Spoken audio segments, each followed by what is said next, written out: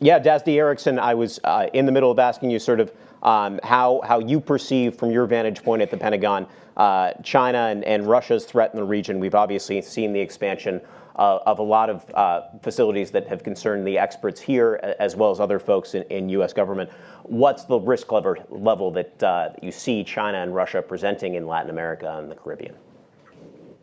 Sure. Thank you very much for the question, and I promise I wasn't dodging it. Just for some reason the screen flipped out.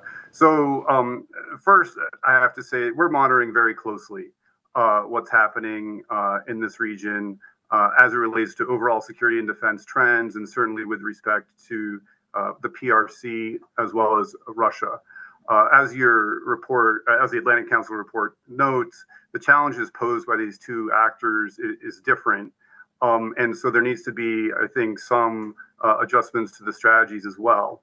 I also think that while the Department of Defense plays clearly a very important role in terms of working with partner militaries in the region and enhancing defense cooperation and our ability to work together more seamlessly across multiple domains, including air, land, sea, space, and cyberspace, that there's some very important elements to the challenges posed by both the PRC and Russia that really require a whole of government response, because there are economic interests that are being pursued by these countries, by both PRC and Russia, and clearly political and diplomatic elements as well. From our perspective, the key issue here is prioritization, and really taking a look as what is happening in this region that poses a core risk or threat to U.S. interests and to our allies, and what type of activity is taking place that may have some disadvantages or may even be net neutral, but can't be the primary focus of our attention. Certainly, we're extremely concerned about malicious activities that we see in cyberspace. We also want to keep a very close eye on the space domain. Just a couple of weeks ago, I was at a conference hosted by U.S. Southern Command, which was co-sponsored by U.S. Space Command and U.S. Northern Command, to meet with the military components from across Latin America that engage in space, and really to exchange ideas and best practices as it relates to space situational awareness and other elements. And then I do want to also draw this back to a theme that Congressman Castro mentioned at the top of his remarks about the importance of democracy and democratic governance in this region as being one of the United States' core alliances, and something that we can really have as foundational to our partnerships here. We at DoD take very seriously the need to model civilian control of the military, respect for human rights, ensuring that militaries are abiding by the constitutional norms put forth by their democratic governments. There have been episodes in the region recently where there's been some concern about where militaries are heading, particularly in democracies. And we have been, by and large, gratified that for the most part, we have seen military respect the norms of democratic governance. So that's a core element as well.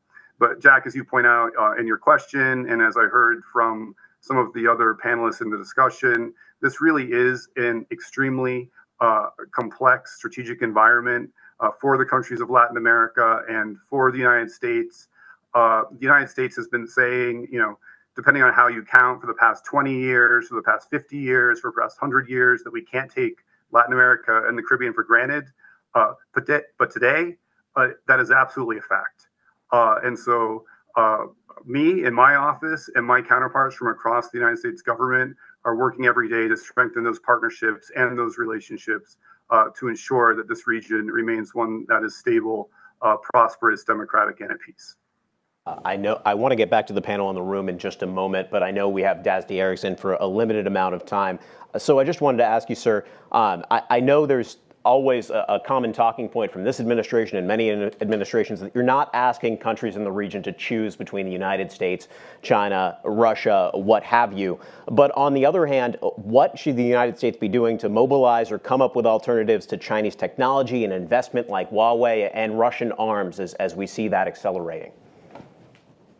Sure, absolutely. I mean, I think that it's critical that the U.S. private sector, U.S. industry, and the relevant U.S. agencies are engaging with this region to ensure that we can make available offerings, whether it's in defense, cyber, or in other areas, to meet the core national security needs of these countries.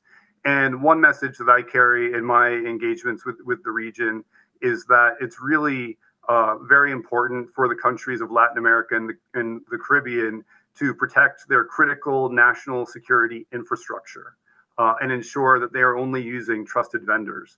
And as you stated, there are other competitors out there. Huawei is one where they may not be trustworthy or may create vulnerabilities to governments if they're using these systems. And so that is a key element. I also think that across U.S. industry, there really needs to be a deeper dive into what we can do to provide Latin American and Caribbean countries with the capabilities that they require at a price that they can afford. These governments are fiscally constrained. Many of them are still coming out of the economic challenges that were posed by the COVID-19 pandemic. They, in many cases, have also underinvested in critical infrastructure for many years. And so I think that it's extremely important that while, yes, it's true that the United States is the most valued partner of many of these countries, and yes, it's true that many of these countries would prefer to use U.S. Technology and equipment, it does at some juncture come down to affordability. And so I think that a broader look of how the United States can assist on the financing side is going to be very key into the future.